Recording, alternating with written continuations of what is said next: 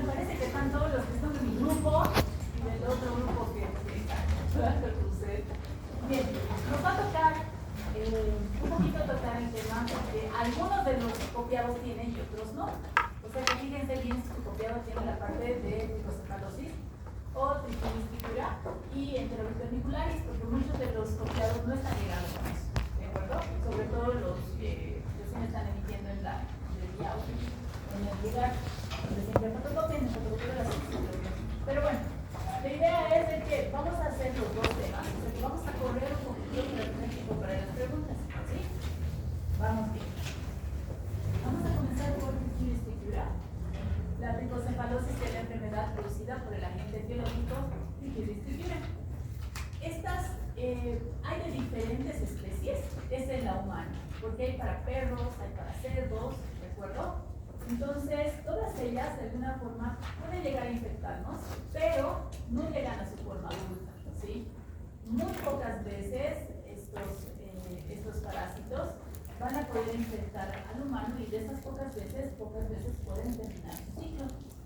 Bueno, ¿qué quieres que quiera? Como ven, la forma de los huevitos va a ser totalmente diferenciada. ¿Por qué? Va a tener una forma, algunos le dicen, el doctor Martínez me ha puesto en forma de salteña, ¿de acuerdo?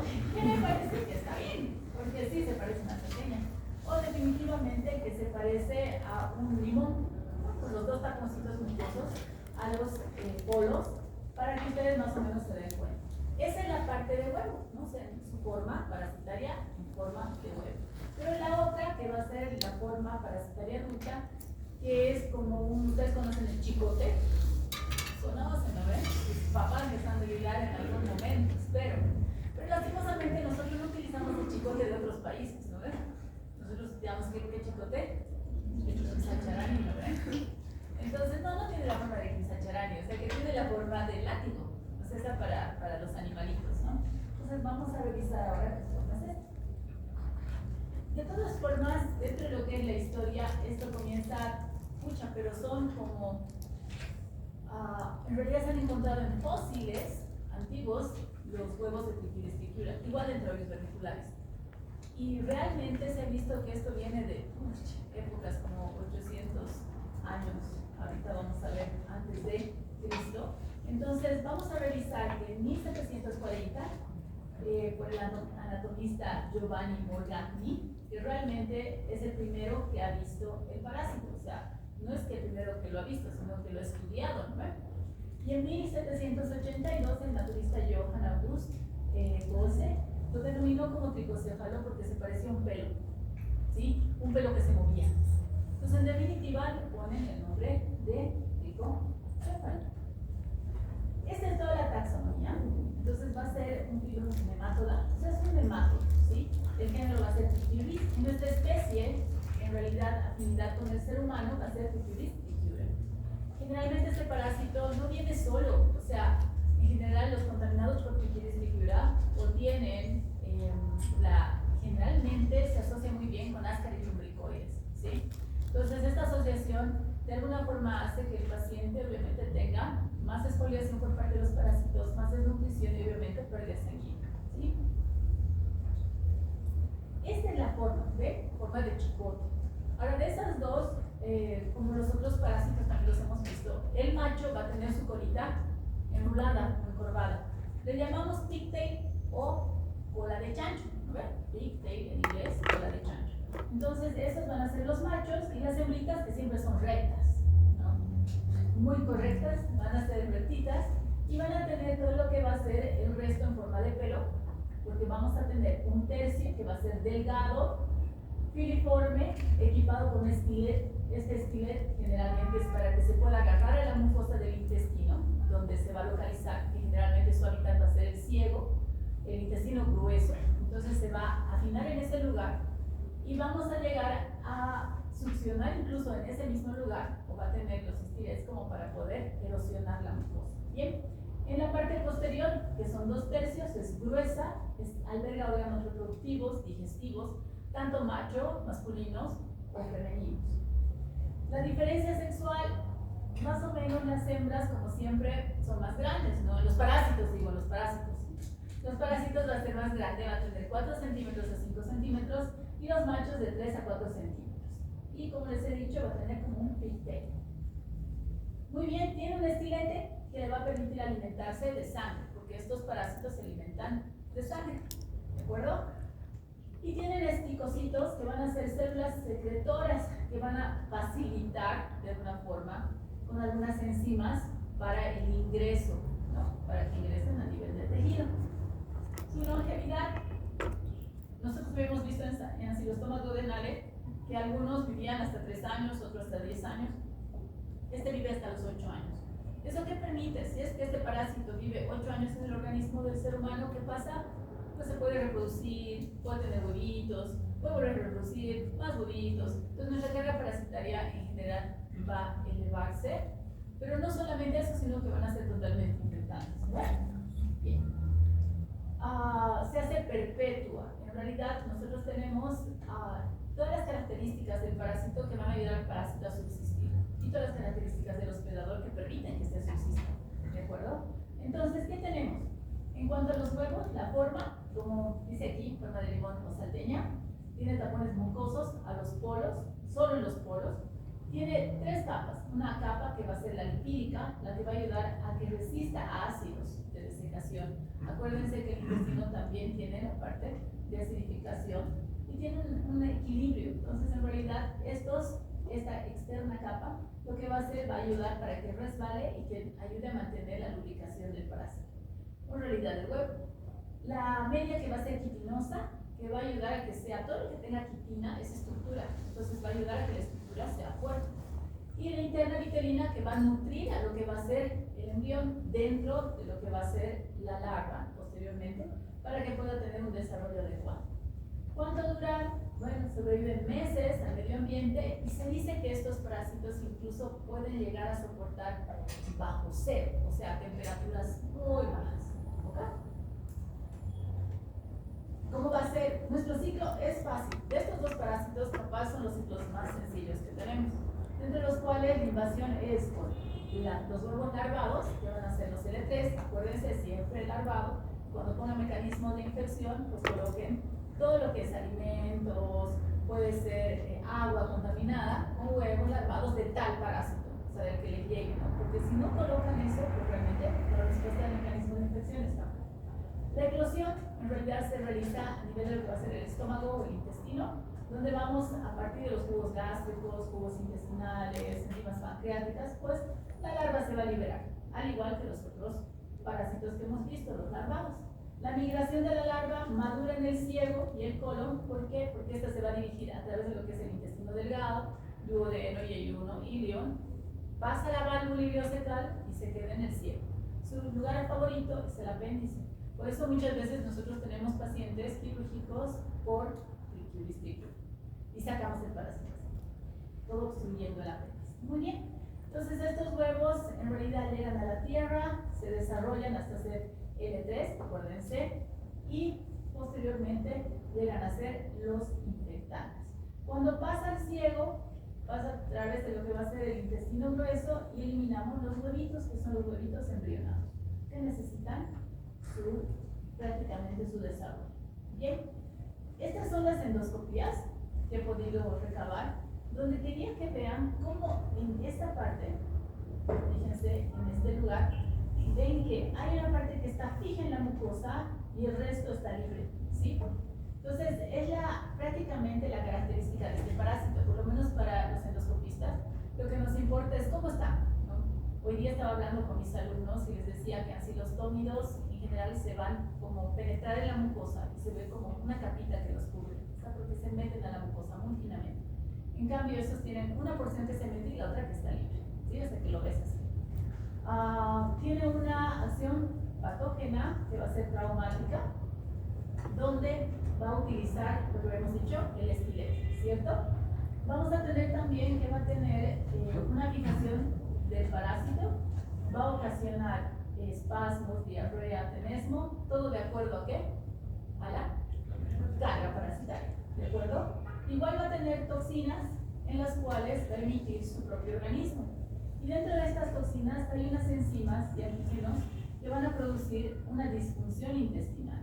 Por eso, la lasitud que producen dentro de lo que van a ser de los ligamentos del recto de este parásito son muy importantes.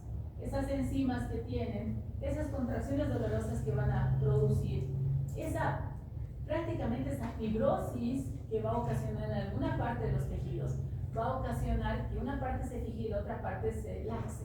¿Y qué va a ocasionar? Los prolapsos rectales. Una de las patologías más severas que ocurre y poco comunes son los prolapsos rectales.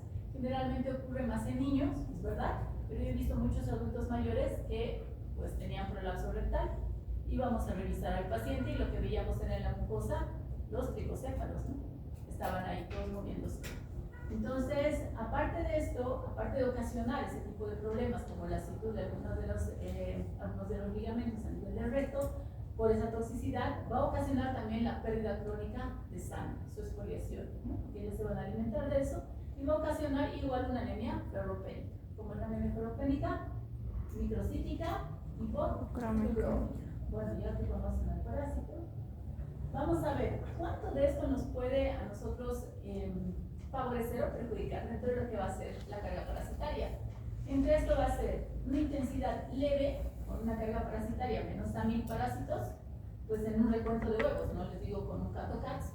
Entonces lo que vamos a tener que la sintomatología va a ser casi asintomática o con leves dolores abdominales, tipo cólico, y aumento de distensión abdominal, ¿no? El moderado es como si tuviera una indigestión y ya, o sea, no le prestas mucha atención. El moderado, que va a ser de 1000 a 10.000 huevos encontrados por gramo de heces, y ahí sí vamos a tener cólicos severos, bastante distensión, diarrea intermitente, si hay diarrea, ahí no, náuseas y anemia leve en niños por este tipo de carga parasitaria. Acuérdense que los parásitos no es que crecen de acuerdo al niño o al adulto, o sea, no va a ser un parásito chiquitito si es niño, ¿no ven? El parásito es del mismo tamaño, entonces obviamente la succión de sangre va a ser mayor, ¿sí? Severo, que va a ser mayor a 10.000, y en este caso sí vamos a tener diarrea constante, vamos a tener presencia de moco y sangre, porque al haber tanta carga parasitaria y al tener tantos lugares que con el estilet van a ir traumatizando, pues vamos a tener la salida de moco y obviamente la sangre que va detrás del moco, ¿cierto? Entonces vamos a tener este tipo de problema. Más que todo, nosotros tenemos una triada en la cual vemos el prolapso rectal. Entonces, en esta triada vamos a tener deposiciones líquidas, vamos a tener dolor abdominal y vamos a tener el prolapso rectal.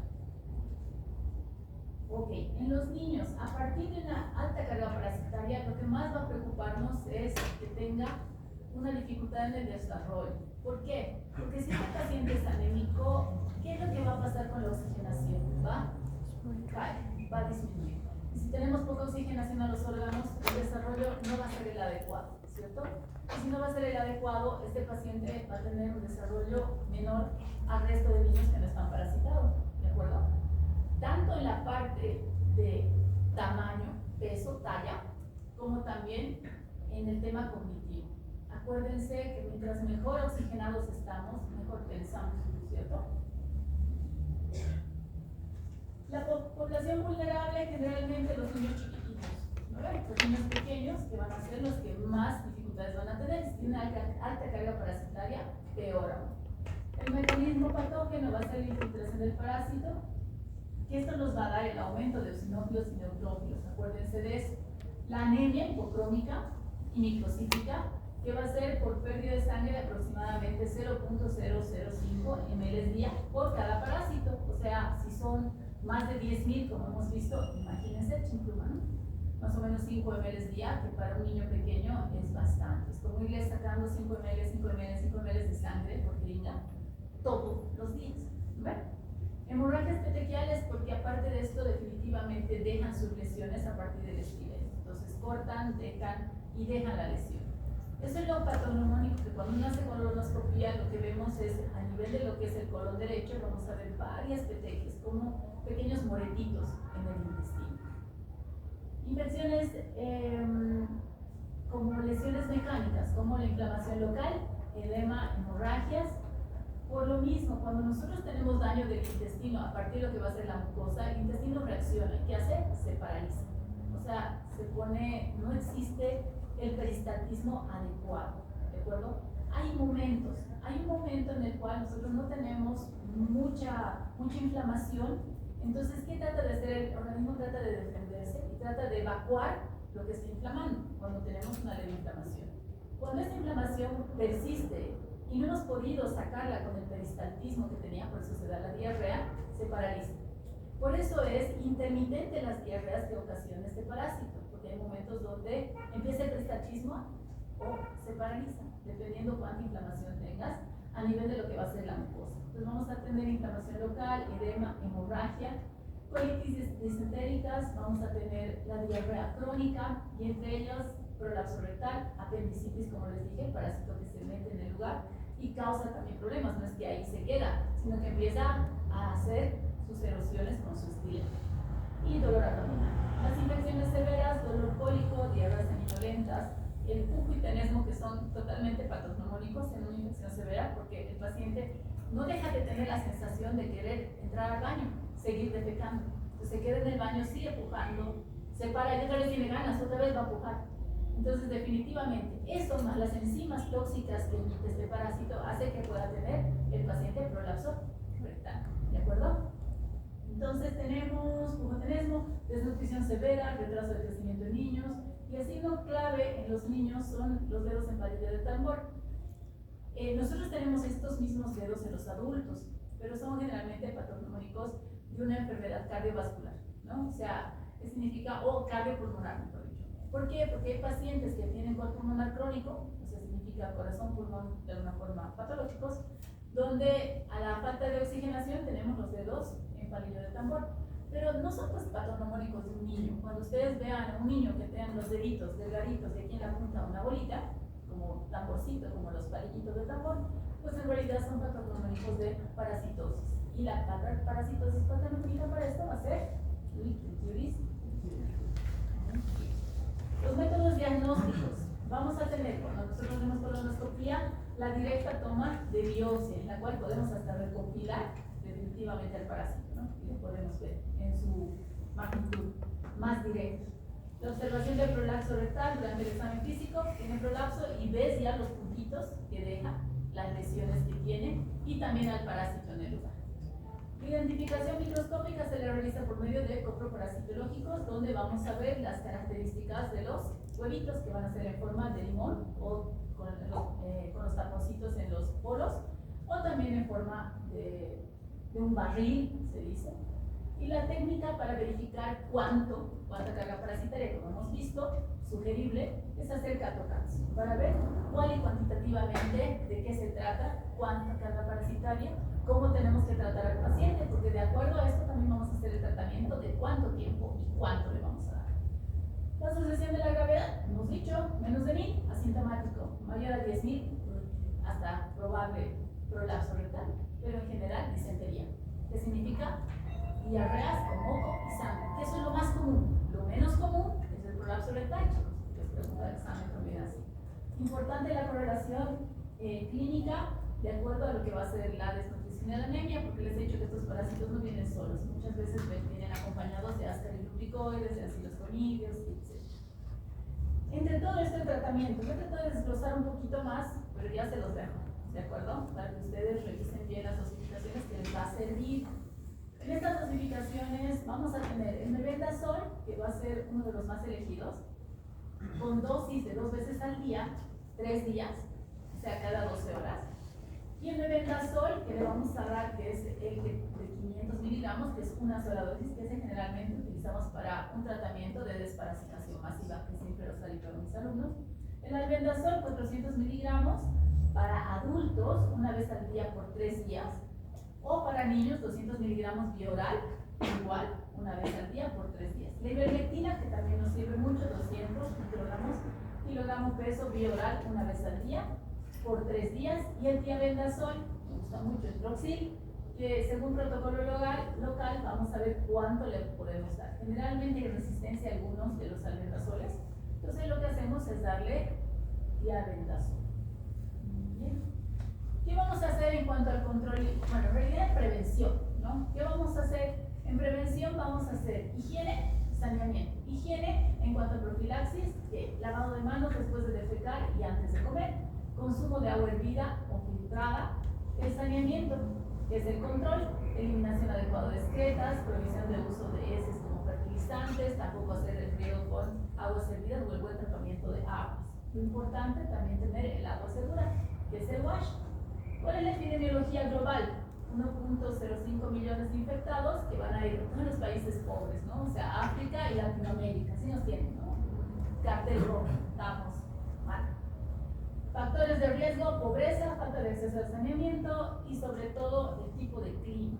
O sea, triquiura, aquí hemos visto, si bien no es muy común, pero sí nos traen muchos pacientes de lo que van a ser los lugares subtropicales que tenemos, ¿sí? Impacta en la población, los más vulnerables, los niños. ¿Por qué? Porque ellos están en crecimiento y desarrollo, entonces todo eso va a ir en contra, porque vamos a tener dificultades en eso, ¿no? Las comunidades rurales, el ciclo de pobreza, y bueno, prácticamente sabemos. Hasta ahí, preguntas. Con triquiura escritura vamos a comenzar ahora con, justamente, vamos a comenzar con enterobios ventriculares. Dígame, preguntas que tengan. ¿Nada? Ok, bueno, entonces vamos a comenzar por algo que sí tenemos comúnmente nosotros en nuestro clima frío como en La Paz. ¿Por qué? Porque en general estos bichejos, si realmente, o sea, quieren tener calor, pues también lo tienen, porque nosotros cuanto más abrigados estamos, pues obviamente podemos hacer un lugar muy cómodo para este parásito, ¿de acuerdo? Enterobius vermicularis o oxyliasis, que va a ser el otro nombre que le vamos a dar.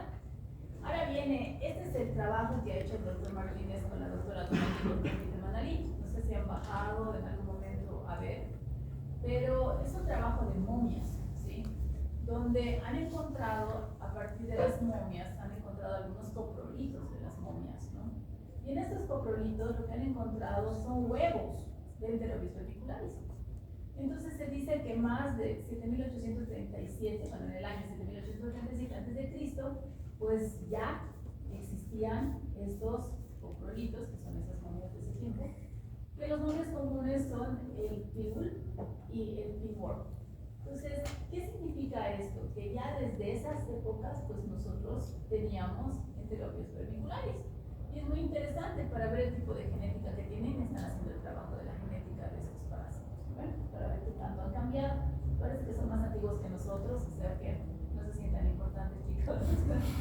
Bien. La taxonomía, vamos a ver que es un nematodo también. Es el género Enterobius y la especie que es para los humanos va a ser Enterobius vermicularis.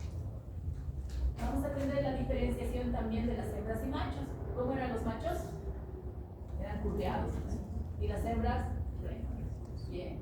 ¿Cuánto van a medir? En general, la hembra es más grande, 1 centímetro, y el macho 0.5 centímetros, ¿sí? Entre los dos, tanto con el aparato reproductor masculino y femenino, lo que hacen es tener una copulación y posteriormente poder fecundar los huevos, ¿sí? Entonces, las estructuras más importantes que vamos a encontrar van a ser los labios con las cefálicas para fijación a la mucosa intestinal, que es lo más importante para nosotros porque es por donde se fijan.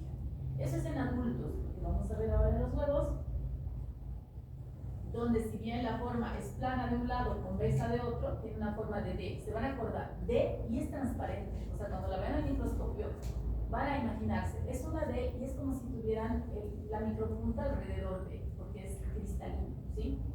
Entonces, estos tienen pero tiene una enzima, ¿sí? En realidad, es una enzima que los recubre y que hace que se fijen, son pegajosos. Entonces es muy fácil que se fijen a los tejidos, sobre todo a la piel de nosotros. Muy bien.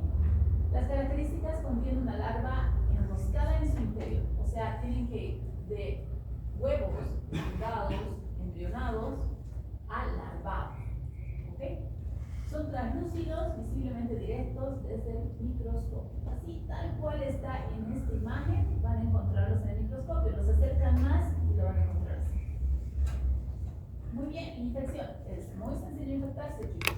La infección inicial, en general, son los huevos larvados L3 filariformes. ¿Cuáles van a ser su sitio de entrada? Vía oral o inhalatoria. Son tan pequeñitos que cuando nosotros sacudimos las sábanas o de repente sacudimos alguna ropa interior y tiene interés auricular, lo que vamos a hacer es inhalarnos. O cuando sacudimos en los lugares, etc. ¿Cuánto tiempo más o menos duran en el medio ambiente estos huevos? Van a durar como aproximadamente unos 15 días, 2 semanas. Entonces, se dice que el tratamiento tiene que ser la primera dosis o la dosis que le vas a dar al inicio y después de 15 días nuevamente, porque puede estar también en el medio ambiente, ¿sí? Bien. ¿Existe la autoinfección externa? Sí. ¿Por qué? Porque en general, si se tocan el ano y le dan la mano a alguien, se come el huevito y listo, ¿no? Ahí tenemos la infección o autoinfección externa. Vamos a ver que esto sucede más en los niños, ¿no? Muy bien, entonces comienza con el consumo de esos huevitos. Ya, a ustedes les daba la mano su hermanito menor, ya después de haberse rascado el potito, porque hay algunos niños que se andan rascando el potito todo el tiempo, ¿no? Y todos dicen, ay, es que tiene gusaneras. Y lo más probable es de que sí tenga gusaneras. Entonces, les da la mano, les da la galleta. ¡Ay, hermanito, te invito a mi galleta! Listo, la galleta con enterovis flamiculares, ¿no? ¿Qué va a hacer? Va a ingresar por vía oral, va a eclosionar el huevo hacia el intestino delgado y la migración y maduración de las larvas, tanto L3, L4, L5, van a ser en el intestino delgado. Van a estar en el intestino delgado, pero su lugar favorito, o sea, donde se van a ir a reproducir su hábitat, va a ser el ciego y el apéndice, ¿sí? Entonces ahí van a copular, van a tener huevitos y todo, y posteriormente, no, nada, no tiene huevitos ahí, mentira. O sea, van del ciego, copulan, y la hembra, toda llena de huevos, así se dirige a lo que va a ser el recto y el ano. Llega al recto y el ano, esta hembra, toda llena de huevos, y lo que hace es explota. Y todos los huevitos salen alrededor. Entonces ahí es donde se pueden pegar los huevitos a lo que es el ano. Llegan al ano, se pegan en el anito, y es por eso que por esas encimitas que tienen, entonces se van a pegar al lugar y van a ocasionar un escozor. Entonces ahí los chiquitos son, o las personas adultas mayores van a rascarse. ¿Bien? Ahí está. Vamos a rebobinar eso. Por favor, chicos, no pongan eso en su escudería. Reproducción y puesta de huevos. Entonces copula el macho y las hembras copulan en el ciego, los machos mueren después. Y la migración nocturna de la hembra. Generalmente esta migración nocturna es cuando la hembra, toda gordita y grávida, viaja desde el ciego hasta el recto y la región perianal. ¿Por qué? Ese lugar es más cálido. O sea, es el lugar donde más calor se encuentra y donde sus huevos van a poder ir de embrionados a larvados, ¿sí? Deposita aproximadamente 10.000 huevos en los pliegues anales, recubiertos por las sustancias adherentes, que son polisacáridos, y se van a quedar en un lugar más o menos aproximadamente 4 o 6 horas hasta que maduren. Maduran y se vuelven huevitos larvados en el medio ambiente y todo. Ya son huevitos infectantes. Y estas van a contener la larva L3. ¿De acuerdo? Entonces se pueden transmitir fácilmente por autoinfección externa. ¿De acuerdo? Vamos. ¿Qué tipo de ciclo tiene? Tiene un ciclo monoxémico. No es georímico, no es que necesite el medio ambiente para poder desarrollarse. No. Directamente, el momento que están en el ano recto, después de su desarrollo, ahí en el anito, con el calor humano, pues ya se vuelven infectantes, ¿sí? No tiene ciclo de luz, o sea que por eso es más fácil para ustedes, chicos, sin autoinfección interna, pero sí tiene autoinfección externa. ¿Hasta ahí? ¿Vamos bien? Bueno, miren, es así, autoinfección externa, rascado perianal, huevos en la mano, boca, ¿ok? Heteroinfección, contaminación, te da la galletita a tu hermanito, ya estás, heteroinfección, ¿no ves? E inhalación, la mamá dice, ay no, hay enteros auriculares, hay que sacudir todo, listo, nada más infectado, ¿no ves? Patogenia, vamos a tener una acción patógena mecánica y una acción patógena tóxica. La mecánica por irritación y prácticamente porque las hembras migran hacia la región perianal, pero en la mecánica también vemos que existe lo que es la obstrucción del apéndice secal también. Porque acuérdense que estas se encuentran, sobre todo los adultos, se encuentran a nivel de lo que va a ser el ciego y el apéndice. La tóxica van a ser con sustancias secretadas por el parásito que inducen al prurito. O sea, ellos mismos, con todo lo que tienen alrededor y la toxicidad de su cuerpo, pues van a ocasionar este prurito anal. Ahora, ¿por qué existe no solamente prurito anal y en algunos pacientes va a existir también prurito nasal? Esa es la pregunta de alguno de mis alumnos del anterior bloque. No está ninguno, por lo que veo. ¿Cómo es? ¿Por qué?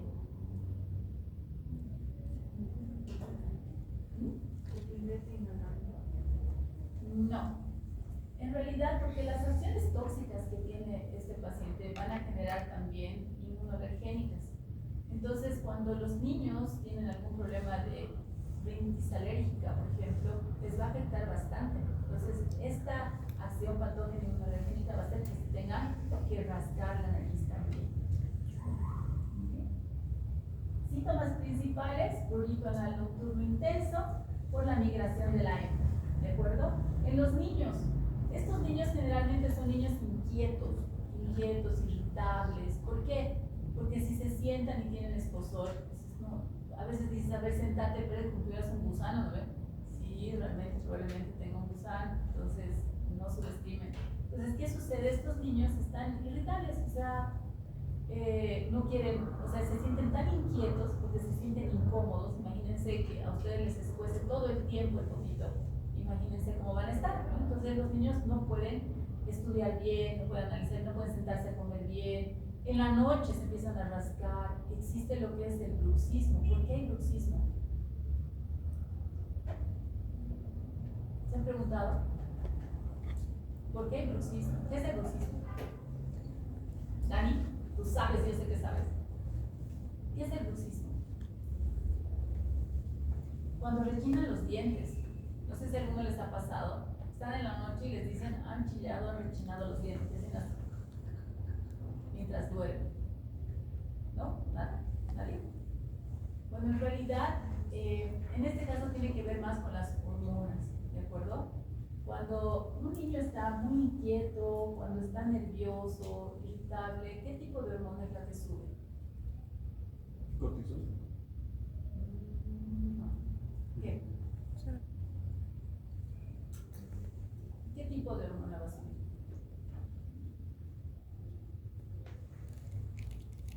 ¿No? ¿Nadie?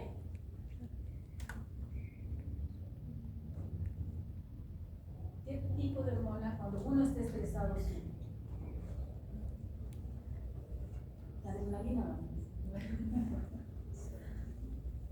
¿Qué? La serotonina.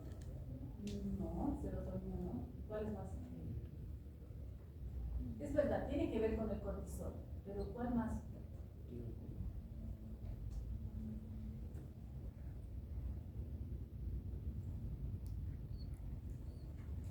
Esta hormona lo que va a ocasionar es que la musculatura se contraiga. Cuando uno está estresado, uno se contrae, ¿se han dado cuenta? Se estresa y le empieza a doler la musculatura. Entonces esta hormona hace que se contraigan los músculos y que durante la noche escuchemos el rechinido, ¿de acuerdo? Entonces, ¿vamos a tener bruxismo en estos pacientes? Sí, vamos a tener. Las ojeras marcadas por falta de descanso, ¿por qué van a ser? Al final de decir que no. ¿Por qué va a ser?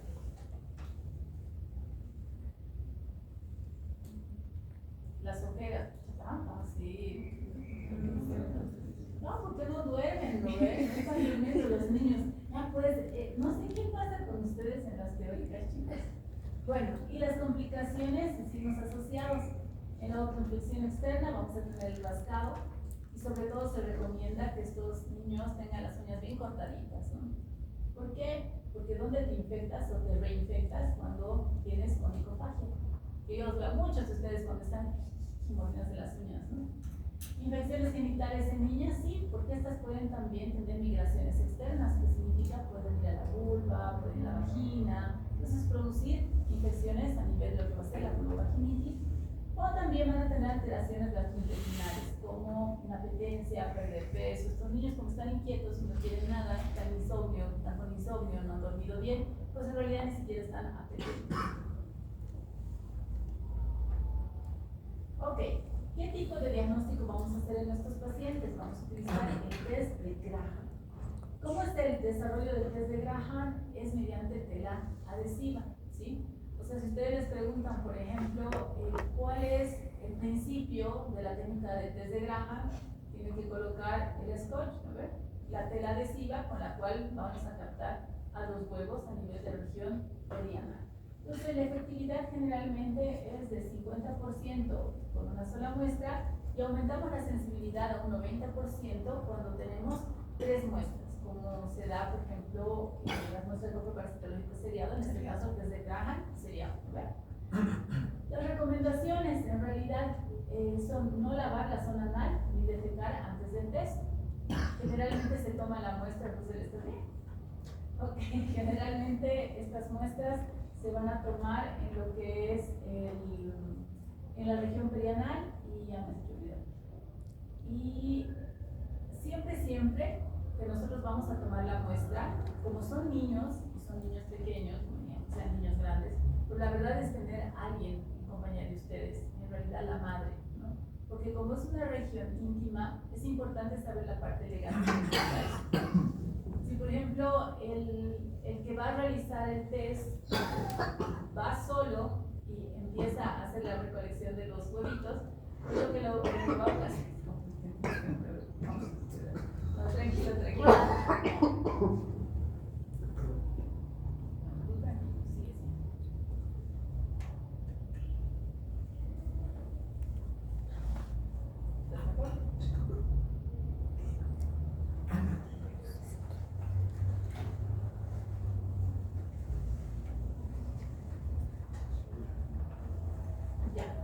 Entonces, no lavar la región generalmente se toma en horas de la mañana, ¿ok? Porque en realidad en ese momento es en donde vamos a encontrar todos los huevitos, ¿no? Tomamos en horas de la mañana, vamos a recolectar con esta cinta adhesiva, que siempre tiene que estar identificada además. Vamos a recolectarlas y la vamos a poner al microscopio y vamos a poder ver los huevitos que acabamos de ver, ¿no? Esos cristalinos. Siempre tienen que estar con una persona al lado y en general mejor si es familiar o tutor del paciente, porque puede haber malinterpretaciones en todo caso en la parte legal, o sea que si van a tomar la muestra, por favor con alguien. Segundo, si fuera una persona adulta, ¿cómo ustedes harían la recolección de esta muestra? Creo que si era bastante adulta, se le pedía que él mismo haga la muestra, digamos, scotch en la mano y haciéndose la palpación. Ya, pero hay una dificultad, ¿no ven? La dificultad es de que tienen vellos, ¿no ven? O sea que es complicado, ¿sí? Entonces lo que se recomienda es o tomar la muestra de los comités, o sea de la ropa interior de la persona, porque ahí también se tiene que quedar, ¿no ven? O con el hisopo para poder tomar de la región perianal de la persona, eso para no tener problemas con el scotch, entonces no va a ser pilas de listo. Bien, muy bien, entonces podemos hacer eso. Buscamos los huevitos en forma de D que van a ser asimétricos. Muy bien, ¿cuál va a ser el tratamiento? Vamos a utilizar el pomato de pirineo, que no lo han escuchado, yo sé, y el pomato de pirantel. Generalmente nosotros utilizamos el pomato de pirantel incluso para embarazadas, ¿bueno? Entonces no está muy, no lo tenemos muy seguido aquí en La Paz, ni tampoco en Bolivia, pero sí se utiliza.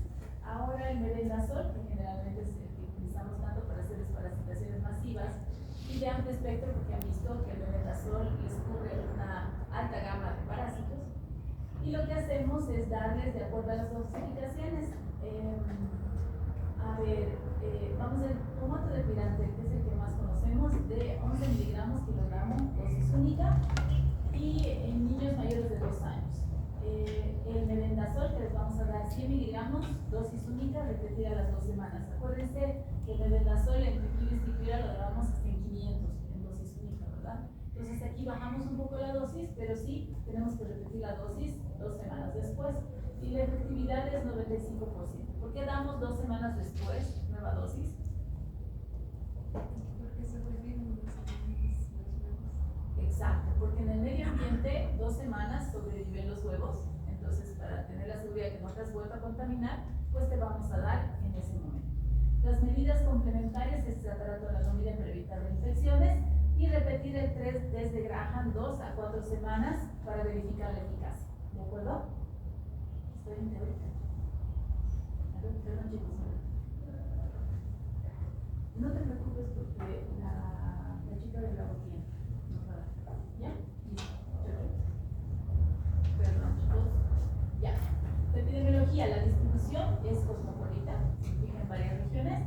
Más prevalente en zonas templadas, también puede ser frías. Ya les dije por qué. Porque en realidad nosotros nos abrigamos más, probablemente tengamos ahí bien abrigaditos. Los grupos de riesgo, niños de 5 a 10 años, con los hábitos de higiene malísimos, como el hecho de que se rasquen el potito, como el hecho de que compartan muchas cosas.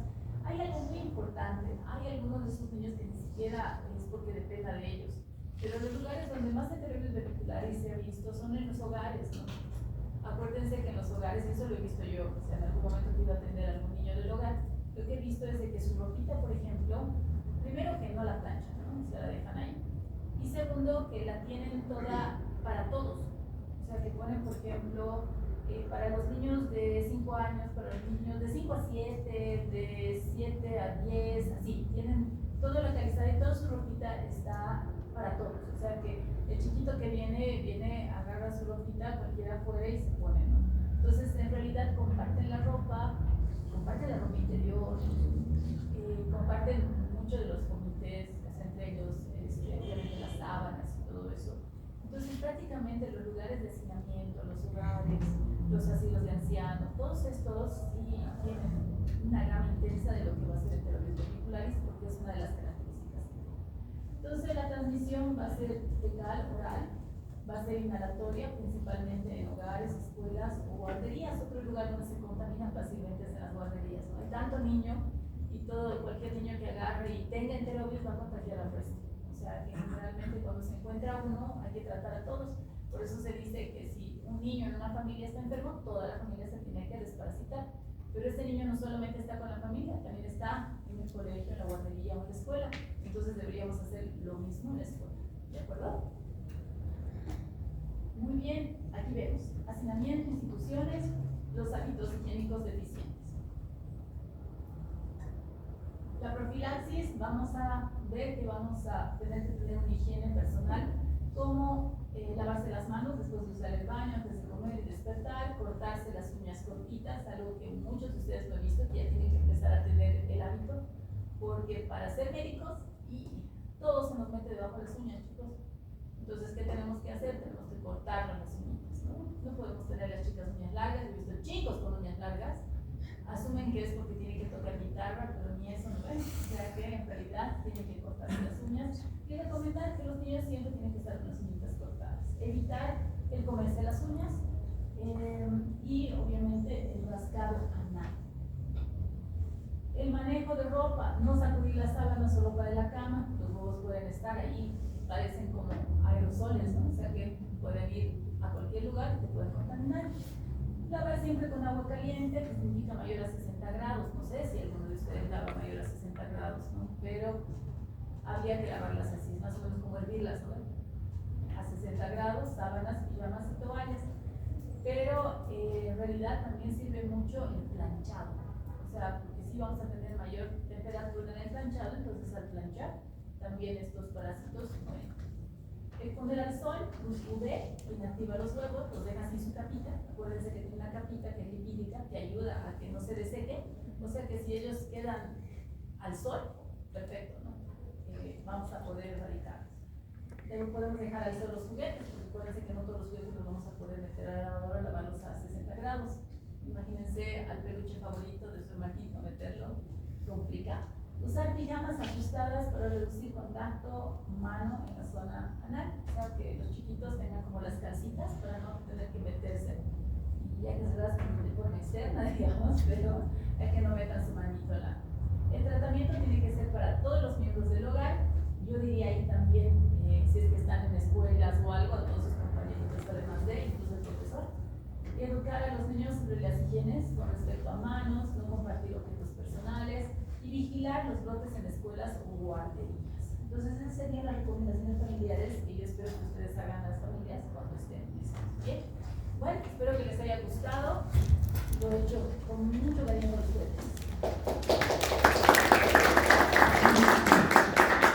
¿Por qué la migración es durante la noche? ¿Perdón? ¿Por qué la migración es durante la noche? Porque en realidad es el lugar donde más calor. Acuérdense que nosotros en la noche nos tapamos bien.